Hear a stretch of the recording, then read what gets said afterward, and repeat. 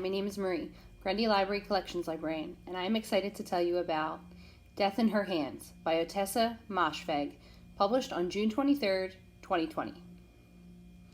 Death in Her Hands has received many positive reviews in publications such as The Atlantic, The New Yorker, The Boston Globe, and Vulture.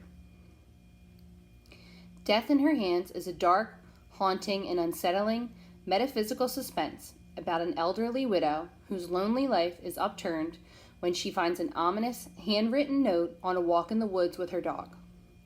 The note reads, quote, "Her name was Magda. Nobody will ever know who killed her. It wasn't me. Here is her dead body." End quote.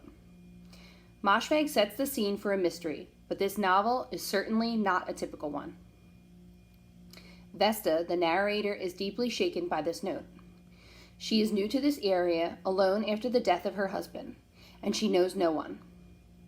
Becoming obsessed with solving the mystery, Vesta imagines who Magda was and how she met her fate.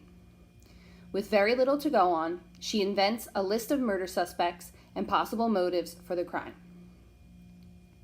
With mounting excitement and dread, the fog of mystery starts to fade into menacing certainty.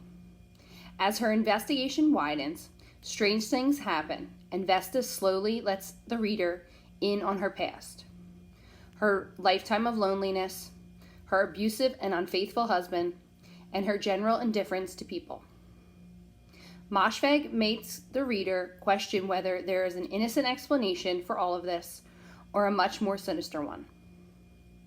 A blend of horror, suspense, and black comedy, Death in Her Hands suggests the reader consider how the rationales we tell ourselves reflect both the truth and keep us blind to it. To find out what happens to Vesta and Magda, read Death in Her Hands by Ottessa Moshfegh, available in ebook and e-audiobook on Cloud Library.